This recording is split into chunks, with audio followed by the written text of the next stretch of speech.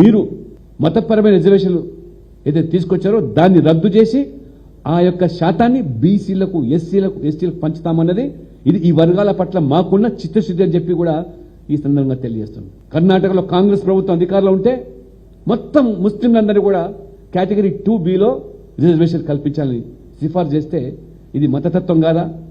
ఇది ముస్లింల సంతృష్టికర విధానం కాదా? కాబట్టి ఈ సచార కమిటీ రంగనాథ్ మిషన్ కమిషన్ సిఫార్సులు అమలు చేసేదానికి ఇవాళ మరి మెజార్టీ అయినటువంటి ఈ వర్గాలకు అన్యాయం చేయడం కాదా? సబ్కా సాత్ సబ్కా వికాస్ అన్నప్పుడు మోదీ గారు అపార్ట్ ఫ్రమ్ ఎస్సీ ఎస్టీ బీసీలే కాకుండా ఇవాళ అగ్రవర్ణాల్లో ఉన్నటువంటి పేదవాళ్ళకు కూడా రిజర్వేషన్ కల్పించింది అది మోదీ ప్రభుత్వం, బీజేపీ ప్రభుత్వం. ఇస్ బార్ సో పార్ అనేది ఎందుకు అని అంటే రాజ్యాంగాన్ని పూర్తిగా సమూలంగా మార్చివేసి రిజర్వేషన్లను రద్దు చేసి ఈ భారతదేశాన్ని రిజర్వేషన్ రహిత దేశంగా మార్చాలన్న ఆలోచనతోటి ఈరోజు వాళ్ళు మన మీద దాడి చేస్తున్నారు. నరేంద్ర మోడీ, అమిత్ షా ఈ దేశ మూలవాసులైన దళితులు, గిరిజనులు, బీసీ, ఓబీసీల మీద సర్జికల్ స్ట్రైక్ చేస్తున్నారు.